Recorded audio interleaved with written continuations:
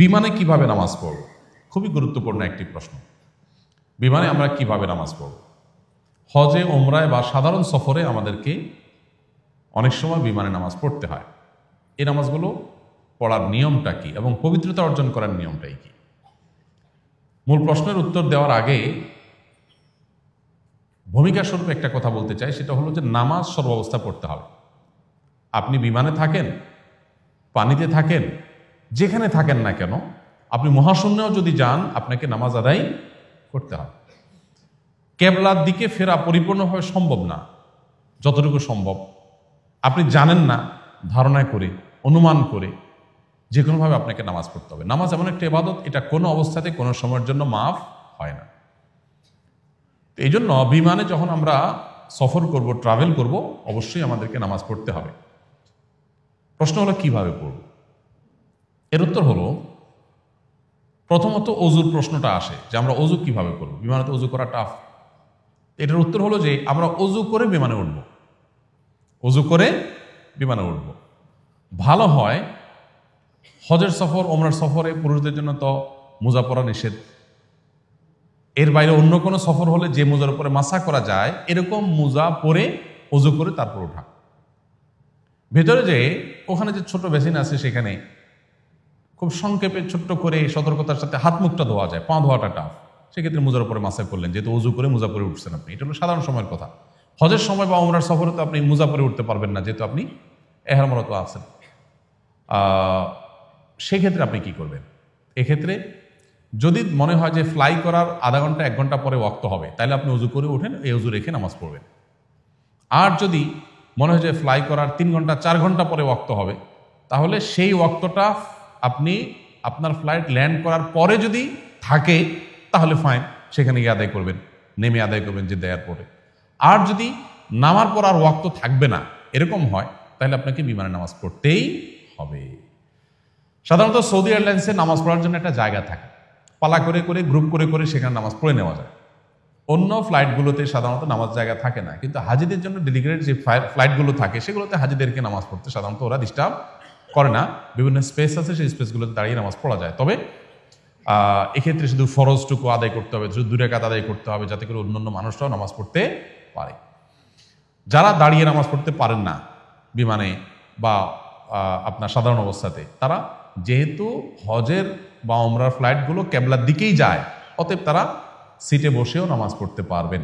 কিন্তু সুস্থ স্বাভাবিক মানুষ যারা আসলে দাঁড়িয়ে নামাজ পড়ার মতো স্কোপ আছে, এমনকি ফ্লাইটে জায়গা আছে, বা অন্তত ফ্লাইট অ্যাটেন্ডেন্ট যারা আছে তারা আপনাকে নিষেধ করছে না, তাহলে আপনি দাঁড়িয়ে নামাজ পড়ার চেষ্টা করবেন। বসে নামাজ পড়বে অপারগ ব্যক্তি। সুস্থ সবল মানুষ শুধু দাঁড়ায় পড়লে একটু হ্যাসেল হবে, একটু ঝামেলা হবে, এই জন্য বসে নামাজ পড়বে, এটা ঠিক না। আর পবিত্রতার বিষয় হলো, আপনি অজু টজু করে উঠছেন, তারপর অজু ভেঙে গেছে, কি করবেন? ঘুম এসে গেছে, তাহলে আপনাকে পবিত্রতা অর্জন করতে হবে। 2টা উপায়। এক হলো অজু করবেন। যদিও আমাদেরকে বিভিন্ন ফ্লাইটের ক্যাপ্টেনগণ অনেক সময় অনুরোধ করেন যে আপনারা মানুষকে বলবেন যে বিমানেতে আসলে অজু করতে গেলে অসুবিধা তৈরি হয়। আমরা জানি যে ওখানে ওনারা বিশেষ করে বলেন যে ফ্লোরের নিচে বৈদ্যুতিক তার ইত্যাদি লাইন টাইন থাকে, এখানে পানি ফেলে আপনি একাকার করে ফেলবেন, এটা রিস্কি। সো এটা করা যাবে না। এখন কেউ যদি নিজ দায়িত্বে অজু এমনভাবে করেন যে আমি অজু করবো, নিজে 2-10 ফোঁটার বেশি পানি পড়বে না, এবং পড়লেও সেটা আমি টিস্যু দিয়ে নিজের হাতে মুছে রেখে দিব, তাহলে তিনি করতে পারেন। বাট এটা খুবই টাফ, ছোট্ট একটা জায়গা, অনেক চিপা জায়গা, প্রচুর অজুর পানি পড়ে যেতে পারে। সেক্ষেত্রে যদি এমন হয়, বিশেষ করে বৃদ্ধ মানুষ অনেকে আছেন, যে অজু করতে গিয়ে একাকার করে ফেলবেন, নিজের কাপড় চোপড় নাবাক হবে, নিচে পানি ভরে যাবে, রিস্ক হবে, অন্যদের ব্যবহার অনুপযোগী হবে, নানান সমস্যা তৈরি হবে, তারা তায়াম্মুম করবেন।